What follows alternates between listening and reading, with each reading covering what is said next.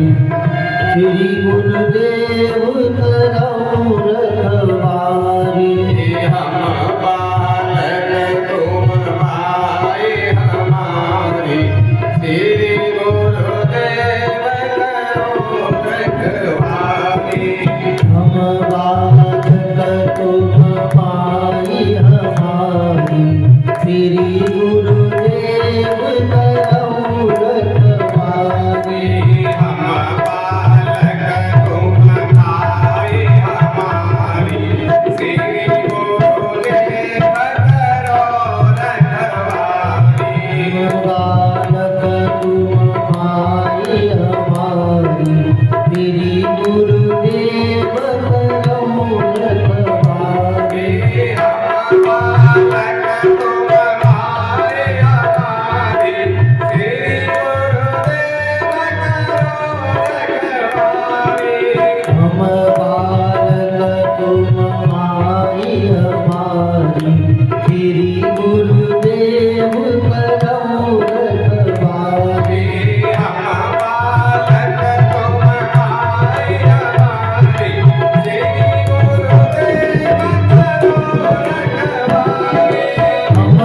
बालक तुम भाई हमारी, श्री गुरुदेव करौ रखवारी।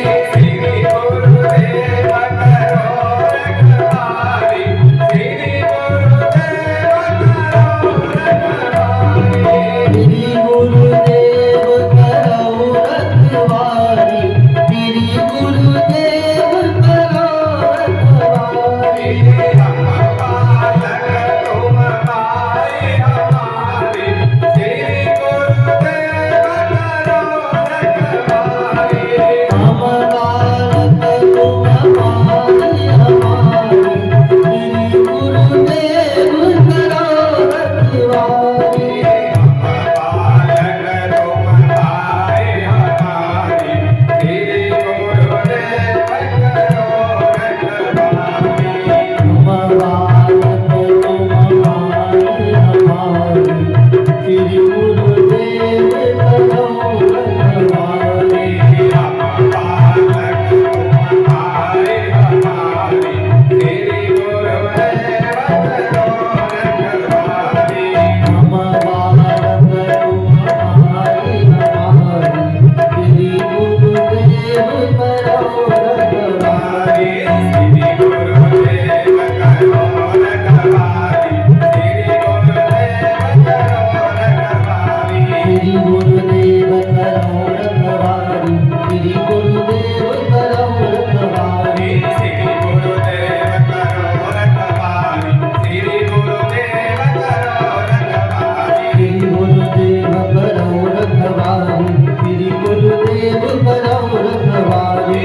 हम बालक तुम भाई हमारी, श्री गुरुदेव करो रखवारी। हम बालक तुम भाई हमारी, श्री गुरुदेव करौ रखवारी। श्री गुरुदेव करो रखवारी। श्री गुरुदेव करौ रखवारी। श्री गुरुदेव करो रखवारी। बोलिए सतगुरुदेव भगवान की की जय हो, सिद्ध महाराज की जय हो। श्री गणेशाय नमः, श्री सरस्वती नमः, श्री गुरु चरण कमलेभ्यो नमः। आज यह सुंदर जो लहरियादार रेती बिछी हुई है, जहाँ में बैठे हुए श्री सुखदेव जी महाराज राजा परीक्षित के प्रति आज मनु महाराज के वंश को वर्णन कर रहे हैं। मैत्री जी विदुर जी के प्रति वर्णन कर रहे हैं। शनक सनंदन सनातन संत कुमार है। आज ये नारद जी के प्रति हरिद्वार में बैठे हुए जहाँ प्रसंग को वर्णन कर रहे हैं। श्री सूतो वाच, सूत जी महाराज कहते हैं, प्रवसन्ते चेतवर महाराज सहात्मज तदर्थमुनिमासीनं तस्मिन् हुताशनः। आज श्री सुखदेव जी महाराज राजा परीक्षित के प्रति वर्णन करते हैं और कहते हैं, मनु महाराज से कहा कि तुम वंश की विस्तार करिए। तो मनु और शत्रुपा ने आज ब्रह्मा जी के कहने पर 5 संतानों को उत्पन्न किया है। श्री शुकोवाच, सुखदेव जी कहते हैं प्रिय व्रतोत्तान पादो स्वसयं द्वैता मम अन्वेक्षन्ते पतिं युक्तं वयसील गुणान्वितः।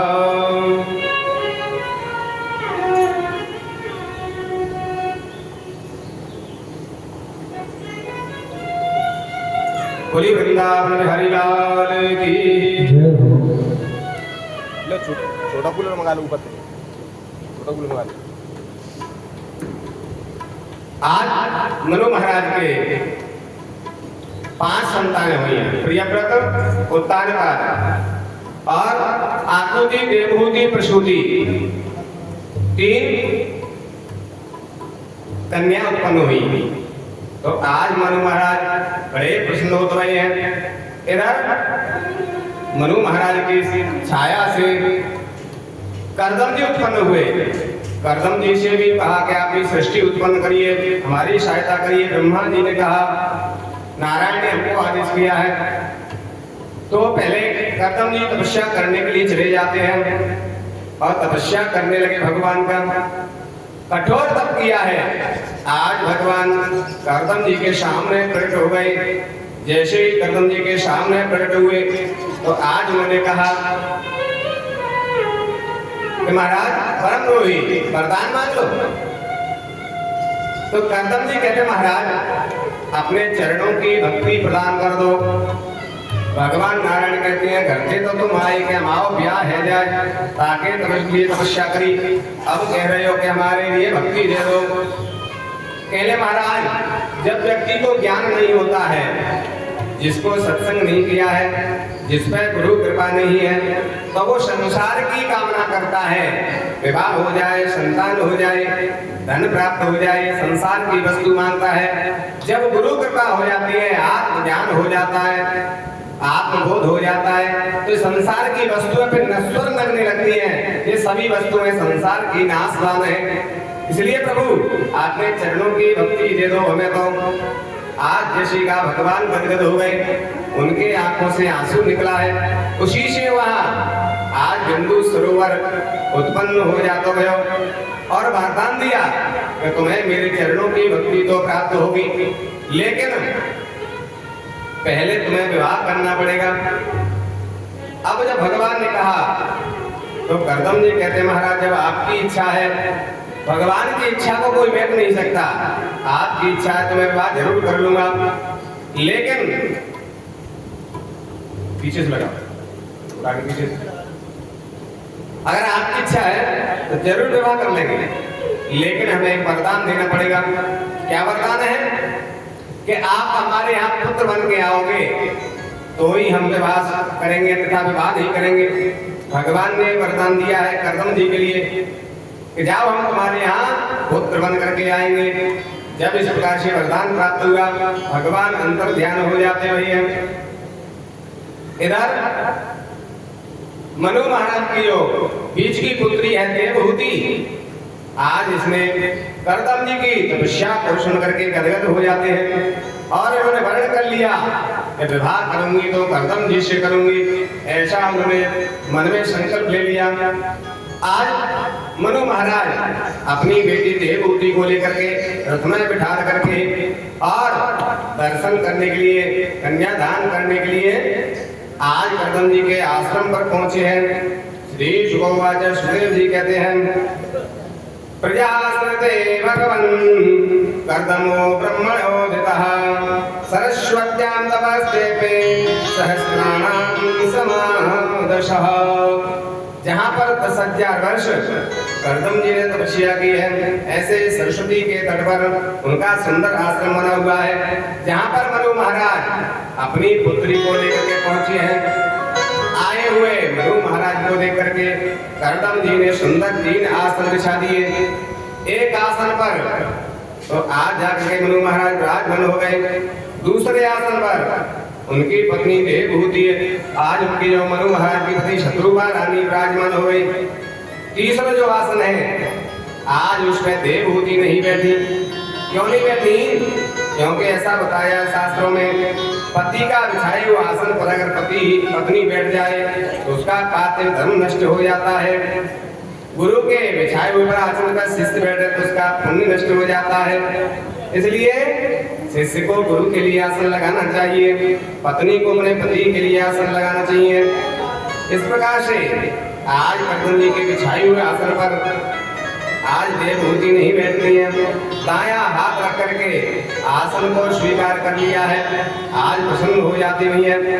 कर्दम जी गदगद हो गए कि वास्तव में देवहूति पतिव्रता के योग्य है। और धर्म पत्नी के लक्षण है इनमें, एक होती है पत्नी, एक होती है धर्म पत्नी। पत्नी है वो नरक को ले जाने वाली होती है और धर्म पत्नी है वो परमात्मा की ओर ले जाने वाली होती है, वैकुंठ की दर्शन कराने वाली है, धर्म पे चलाने वाली है, इसका नाम धर्म पत्नी है। आज ये धर्म की मर्यादा को जानने वाली है। ऐसा जान करके कर्दम जी कहते हैं, कहिए देवी, कहिए महाराज, आपका यहाँ किस काम के लिए आगमन हुआ, क्या सेवा करें? तो आज मनु महाराज कहते हैं कि देखो हमारी पुत्री ने वर्ण कर लिया है, मैं विवाह करूंगी तो कर्दम जी से करूंगी, इसलिए आपके यहाँ कन्यादान करने आए हैं, आप हमारी बेटी को स्वीकार करें। कर्दम जी कहते हैं महाराज आपकी बेटी धर्म पे चलने वाली है, ऐसी धर्म पत्नी को कौन नहीं स्वीकार करेगा, ऐसी बेटी को कौन नहीं विवाह करना चाहेगा। लेकिन हमारी एक शर्त है, तुम्हारी बेटी के अगर एक बेटा हो जाए तो उसी समय हम बेटा हो गया तो घर को छोड़ करके भजन करने चले जाएंगे, अगर इतने पे तुम्हारी बेटी क्यों तैयार हो तो हम विवाह कर लेंगे। फिर बाद में जी नहीं कहे कि विवाह करो है तो जीवन भर संग रहना पड़ेगा, ऐसी शर्त होगी तो विवाह नहीं करेंगे।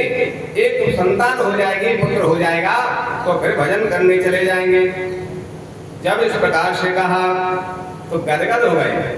देवहूति ने भी स्वीकार कर लिया, महाराज मैं इनसे बिल्कुल नहीं रोकूंगी, ये भजन करने में तो और सहायता करूंगी, ये भजन करते इसलिए मैं इनसे विवाह करना चाहती हूँ। जब इस प्रकार से कहा कर्दम जी ने स्वीकार कर लिया है। आज मनु महाराज ने अपनी बेटी को कन्यादान करके और कर्दम जी के लिए प्रदान कर देते हैं और वहां से कर्दम जी महाराज को प्रणाम करके वहां से चले जाते हैं।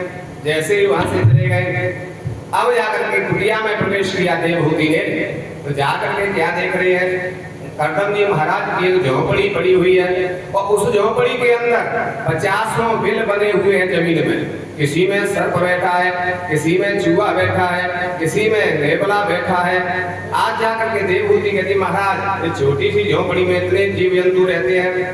कर्दम जी कहते हैं कि देवी ये अपना घर समझ करके और इसमें रह रही है। देवहूति के नेत्र सजल हो गए, धन्य है मेरे पति का हृदय।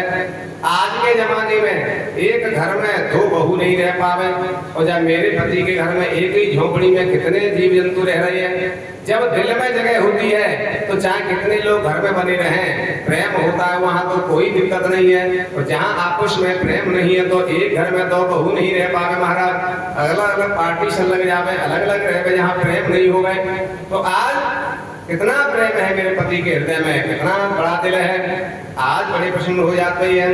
कर्दम जी कहते हैं तुम्हारी इच्छा होए तो जा मेरे को रखो नहीं, लीप पोत के अपना घर बना ले।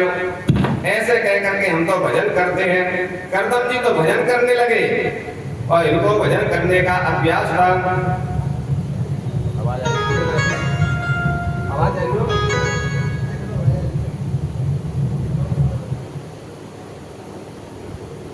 बोली वृंदावन में हरिलाल की। आज भजन करने लगे तो भजन करते हुए आज उनको अभ्यास था भजन करने का। जैसे ही भजन करने लगे, कई वर्ष व्यतीत हो गए भजन करते हुए। जब ज्यादा समय हो गया, आज मन में विचार करने लगे, देवहूति के पति ने भोजन नहीं किया तो मैं कैसे भोजन करूं, पत्नी ने भी भोजन नहीं किया। तो आज क्या दशा हो गई है देवहूति की, जैसे मां जानकी की अशोक वृक्ष के नीचे लंका में जो दशा थी, वही देवहूति की दशा हो गई। कैसी दशा है सीता जी की? कृष्ण शीश जटा कबेणी, कृष्ण शीश जटाए कबेनी,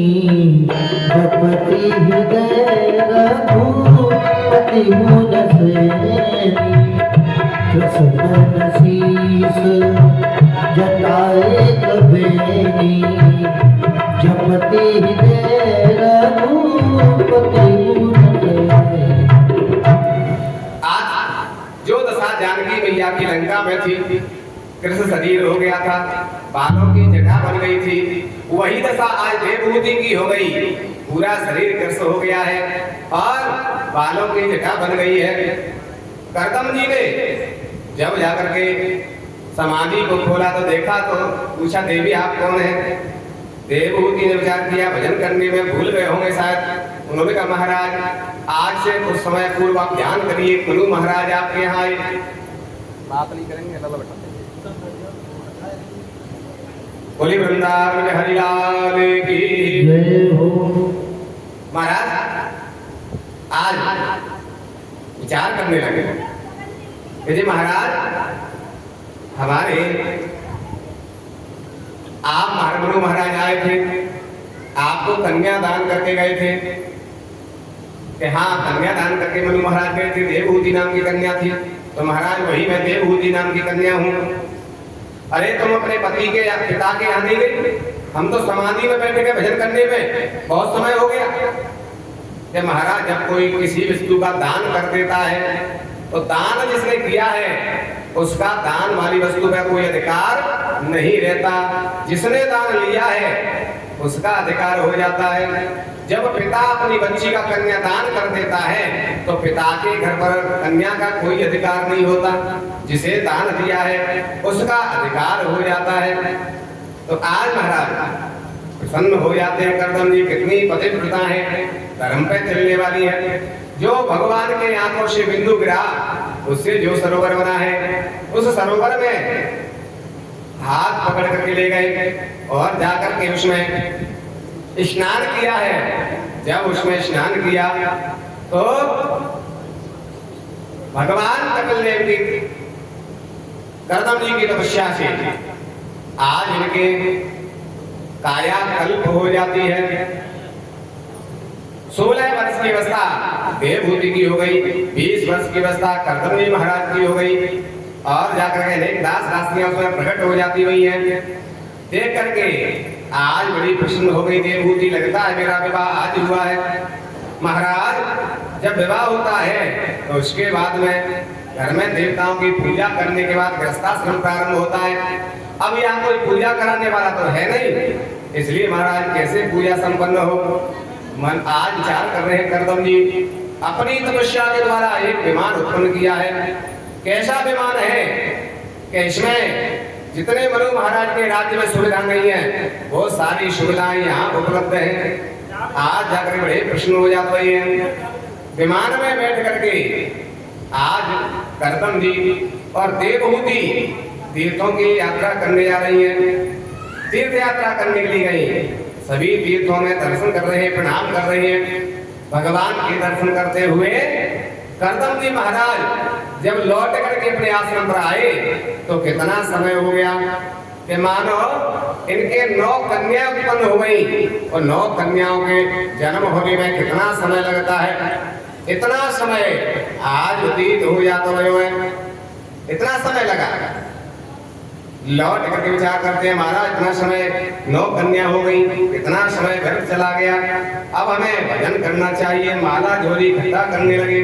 जैसे ही माला झोली इकट्ठा करने लगे तो आज समझ गई देवभूति, लगता है पति को वैराग्य हो गया, भजन करने जा रही है। तो इसलिए आज उनके सामने पहुंच जाती है देवभूति और कहती महाराज मैंने सुनो है तुमने तपस्या करी थी और तपस्या में भगवान प्रकट हो गए थे तुम्हारे सामने और तुमने वरदान मांगा कि प्रभु तो ही हम विवाह करेंगे जो आप हमारे पुत्र बन के आओगे।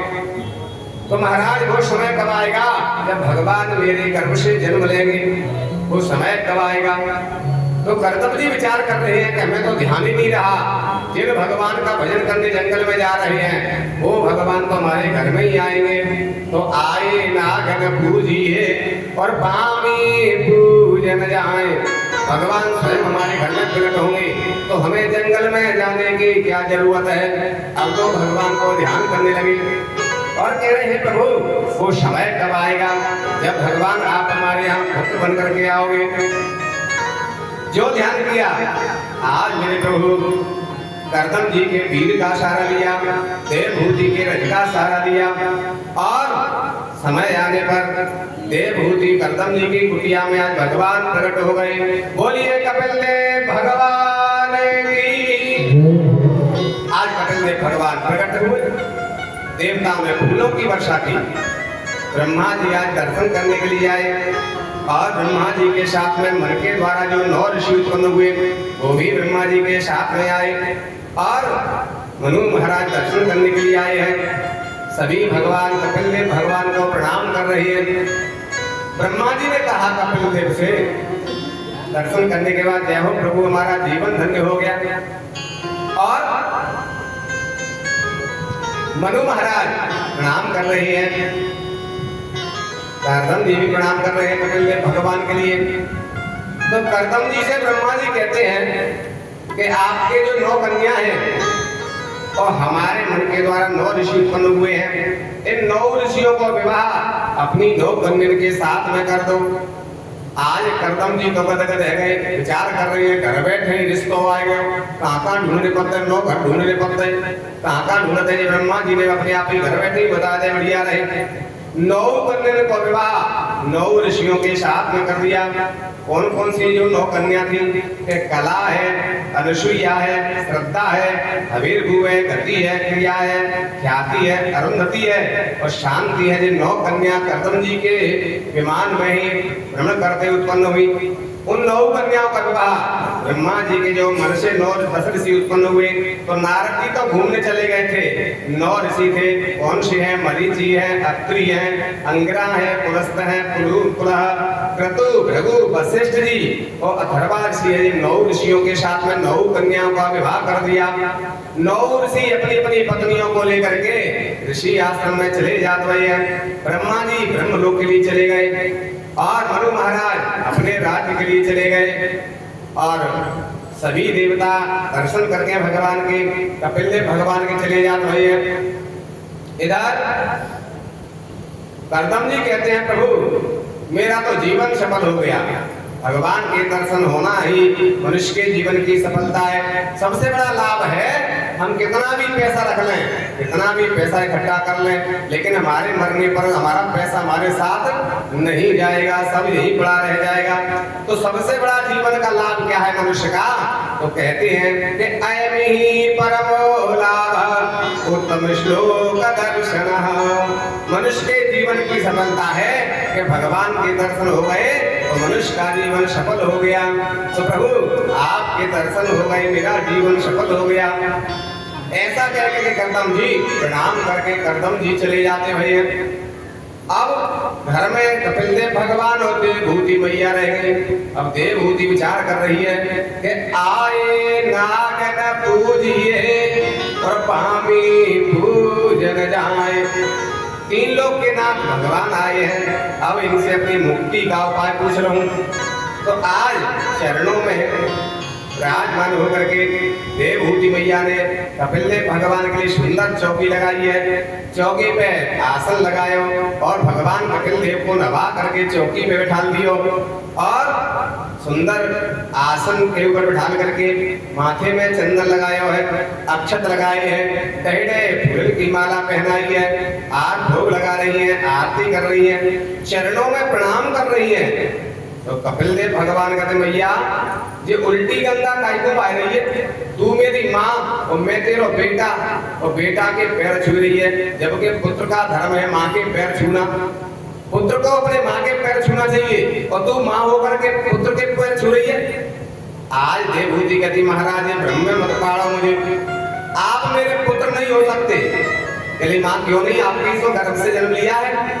कह लगे मेरे पुत्र होते तो क्या ब्रह्मा जी तुम्हें प्रणाम कर भी आते? जो पूरी सृष्टि को उत्पन्न करने वाले विधाता वो तुम्हारे को प्रणाम कर रहे हैं। मेरे पिता मनु महाराज ने आकर तुमको प्रणाम किया, मेरे पति करदम जी महाराज ने तुम्हें प्रणाम करो। तो जे मेरे पति प्रणाम कर रहे हैं, भगवान ब्रह्मा प्रणाम कर रहे हैं, सभी देवता प्रणाम कर रही हैं, क्या वो मेरा बेटा हो सकता है? बेटा के लिए प्रणाम कर रहे हैं। आप हमारे बेटा नहीं हो, आप तो जगत पिता हैं, जगत के पिता हैं, पूरे संसार के पिता हैं आप। इसलिए मैं तो जगत पिता को प्रणाम कर रही हूँ, अपने पुत्र के लिए प्रणाम नहीं कर रही। जब इस प्रकार से कहा तो आज गदगद हो जाते हैं। कपिल देव भगवान कहते मैया तो तुम क्या चाहती हो मुझसे? तो आज देवभूति कहती है कि महाराज ये मन है, ये संसार की ओर दौड़ता है, पैसे कमाने को मन खूब चलता है, कहीं से जुगाड़ बन जाए, पैसा आ जाए, इकट्ठा आ जाए, मेहनत भी ना करनी पड़े, ज्यादा पैसा आ जाए, खूब मन लगता है पैसा कमाने में, विषय वासनाओं में खूब मन लगता है। लेकिन भगवान के भजन करने में मन नहीं लगता। माला लेके बैठ जाओ तो 50 न काम याद आ जाएंगे, नींद आ जाएगी, आलस आवेगा, लेकिन मन भगवान के भजन में नहीं लगता है। कथा में जबरी के बैठ जाओ तो मन नहीं लगे, थोड़ी देर तो मन लगे, फिर बात के बाद बातन में लग जाओ, इधर उधर की बातें करने लगे, इधर उधर की सोचने लगे, बैठे बैठे घर की विचार करने लगे, क्या हो रहा होगा, कैसे करेंगे। महाराज ये मन नहीं टिकता है भगवान की इस कथा में, भगवान के भजन में मन नहीं लगता है। और कई लोग कहते हैं महाराज कथा सुनवे तो हम खूब जहाँ चाह रहे हैं, लेकिन घर में ऐसे गृहस्थी में फंसे हैं कि निकल ही ना पावत, अभी छुटकारा ना हो गए तो क्या घर में कीचे भरिए तो हम फंसे। लोग कहते हैं घर गृहस्थी में फंसे हैं, निकल ना पाए रहे। कई लोग कहते हैं हम घर पे बंध गए, अब जा ही ना पावत खत्म।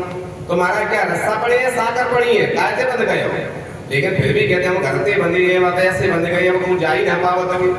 तो कहा ये बंधन के राह क्या है और मोक्ष क्या है? तो आज कपिल देव भगवान कह रहे हैं मैया से कि मैया मनः एव मनुष्याणां कारणं बंध मोक्षयः। मैया मन का ही निग्रह होता है और मन का ही बंधन होता है। ना शरीर ना तो बंधता है तो ना गृहस्थी में फंसता है शरीर। क्या फंसता है? मन। हमारा मन जहाँ फंसा हुआ है, घर गृहस्थी में फंसा है, पैसे में फंसा है, बिजनेस में फंसा है, विषय भोगों में फंसा है, तो हम फंसे हुए हैं। और अगर हमारा मन परमात्मा के चरणों में है तो हमारा निग्रह है। और मन का ही बंधन होता है, मन का ही निग्रह होता है। ना तो शरीर न बंधता है ना खुलता है, मन ही का निग्रह होता है और मन का ही बंधन होता है।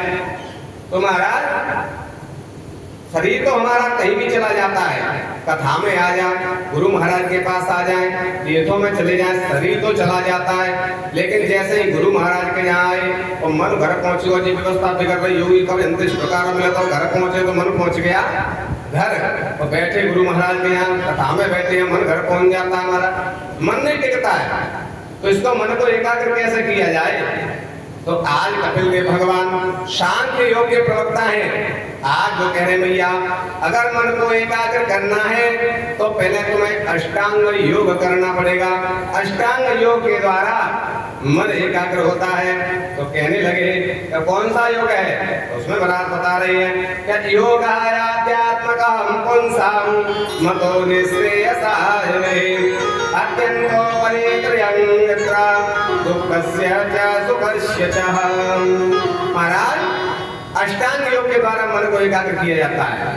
कल की कथा में सुखदेव महाराज ने 4 सूत्र बताए मन को एकाग्र करने के। आज कपिल देव भगवान सांख्य योग के प्रवक्ता हैं, तो ये योग के बारे में बता रहे हैं कि अष्टांग योग के द्वारा मन को एकाग्र करना चाहिए। तो महाराज ये अष्टांग योग क्या होता है, कैसे किया जाता है, क्या लक्षण है इसके? तो उसमें बता रहे हैं कि यम नियम आसन प्राणायाम प्रत्याहार धारणा ध्यान और समाधि, ये 8 जिसके अंग हो उसे अष्टांग योग कहते हैं। अष्टांग योग के द्वारा मन को एकाग्र किया जाता है। अष्टांग योग के द्वारा मन को एकाग्र किया जाता है। पहला योग कौन सा है? यम। पहले यम योग करना पड़ेगा। तो यम किसे कहते हैं? ये अष्टांग योग में बता रही है। तो यम के 5 लक्षण हैं, तब हमारे जीवन में यम आएगा। अष्टांग योग का पहली ही सीढ़ी शुरुआत होगी।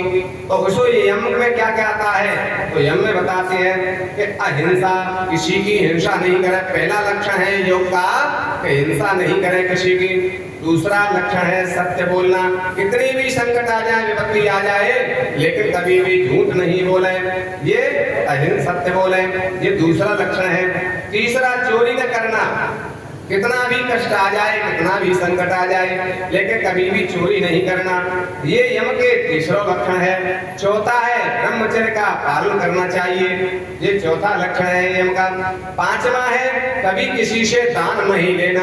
अगर हमने किसी से पैसे दक्षिणा में ले ले तो हमारी तपस्या क्षीण हो जाती है, फिर हम योग अष्टांग योग में सफल नहीं हो सकते।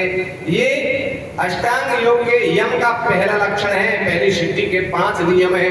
अगर ये 5 लक्षण हमारे जीवन में आ जाए तो अष्टांग योग का पहला सीढ़ी प्रारंभ होती है यम। और दूसरी है नियम, और नियम के भी 5 लक्षण हैं। कौन कौन से हैं तो उसमें बता रहे हैं कि पवित्रता।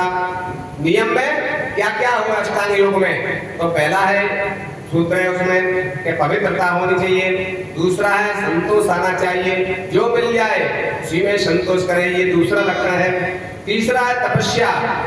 जितना भी समय हो, समय हम जब भी समय मिले हमें भगवान को चिंतन करते रहना चाहिए, भगवान का स्मरण करते रहना चाहिए। जहाँ भी बैठे रहें, शरीर से बैठे रहें लेकिन मन में भगवान का नाम चलता रहना चाहिए। कहीं भी हम कोई भी काम कर रहे हैं, एक होता है अजपा जाप, जिसमें माला की जरूरत नहीं होती है। माला की जरूरत नहीं है, माला अपने आप ही मन में चलती रहती है, जाप चलता रहता है, उसको अजपा जाप कहते हैं। ये निरंतर चलता रहता है। अगर हम सो भी जाते हैं तो भी ये जाप चलता रहता है, जप का फल हमें मिलता रहता है। तो ये तपस्या का तीसरा लक्षण है अष्टांग योग में। चौथा स्वाध्याय। हर व्यक्ति को स्वाध्याय करते रहना चाहिए, सत्संग करते रहना चाहिए। जहां भी मिल जाए सत्संग में ही रहे, फालतू की चर्चाओं में ना बैठे।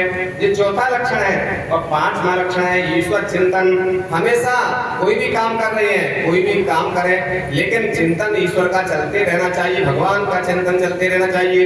ये अष्टांग योग के दूसरे योग का नियम के 5 लक्षण है। फिर आती है यम नियम। फिर होता है तीसरा लक्षण है आसन, जो कल हमने बताए थे आसन कौन कौन से होते हैं। तो आसन को जीतना चाहिए। तो आसन के बारे में बताया है। इसमें कई प्रकार के आसन है। पद्मासन है, शीर्षासन है और सुखासन है। जौन सा भी तुम लगा सको, एक आसन को सिद्ध कर लेना चाहिए, तब जाकर के ये अष्टांग योग का तीसरा लक्षण है। चौथा अष्टांग योग का है प्राणायाम। प्राणायाम क्या होता है कि पहले श्वास को खींचो और फिर बीच में रोक लो और फिर धीरे धीरे छोड़ो। तो पहले जो खींचते हैं उसको कहते हैं पूरक। पूरक में श्वास को खींचो, कुंभक में रोक लो और रेचक में धीरे धीरे छोड़ो। तो अंगूठा दाहिने हाथ में लगा करके पूरक में पहले श्वास खींचो, फिर जाकर के रोक लो और फिर धीरे धीरे छोड़ना चाहिए। ऐसे पूरक, कुंभक, रेचक, ये 3 प्रकार से सवेरे जाकर के प्राणायाम करते हैं। तो ये अष्टांग योग का चौथा लक्षण है। प्राणायाम के द्वारा मन एकाग्र होता है, शरीर स्वस्थ होता है। पतंजलि योग में जो अष्टांग योग बताया है उसमें ये चौथा लक्षण बताया। और 5वां अष्टांग योग का लक्षण है प्रत्याहार। प्रत्याहार का अर्थ है मन के द्वारा इंद्रियों को रोकना, क्योंकि मन विषयों की ओर जाता है, संसार की ओर जाता है। इधर से रोक करके मन को भगवान की ओर मोड़ना, ये प्रत्याहार है। अष्टांग योग का ये 5वां लक्षण है। 6वां अष्टांग योग का नियम है कि धारणा। धारणा में क्या होता है कि जिस हमारे जो इष्ट हैं, हमारे जो गुरु हैं, उनके रूप का चिंतन करना है और उनके ध्यान करना है। ये ध्यान में आता धारणा में। उनको धारण करें अपने हृदय में, मन के द्वारा गुरु के चित्र को, जो हम गुरु के चित्र को देख रहे हैं, भगवान के चित्र को देख रहे हैं, जो सामने दिख रहा है उसी को अपने हृदय में उतारना, ये धारणा है। और फिर ध्यान। 7वां अष्टांग योग का लक्षण है कि ध्यान। ध्यान में भगवान का ध्यान करें, गुरु का जो रूप है उसको अपने हृदय में चिंतन करते रहे, ये ध्यान है। और फिर उसी ध्यान में भगवान का चिंतन करते, गुरु का चिंतन करते करते समाधिस्थ हो जाए, समाधि स्थिति लग जाए। समाधि स्थिति क्या होती है? जिसमें ध्याता, ध्यान और ध्येय, ये तीनों की त्रिपुटी जिसमें मिट जाए उसे समाधि कहते हैं। समाधि लग जाती है तो संसार का उसे भान नहीं रहता है। बोलिए सतगुरुदेव भगवान की, बोली वृंदावन बिहारी लाल की। आइए सभी अपनी जगह पर बैठ करके प्रणाम करेंगे। दूर से ही गुरु महाराज सबको आशीर्वाद देने आए हैं, सबको आशीर्वाद देंगे। सभी अपने स्थान पे बैठ जाएं और बैठ करके ही प्रणाम करेंगे। इससे गुरु महाराज को भी कोई परेशानी ना होगी। सब दूर से ही प्रणाम करें, पास में कोई नहीं जाएगा, दूर से ही प्रणाम करेंगे और बैठे रहेंगे अपनी जगह पर। गुरु महाराज सबको आशीर्वाद देंगे और सभी बैठ करके गुरु महाराज से प्रार्थना करेंगे, स्तुति करेंगे गुरु महाराज की। आइए गुरु महाराज को आशीर्वाद देने आए। हमारा आपका बड़ा सौभाग्य है, गुरुदेव भगवान आशीर्वाद देने आए।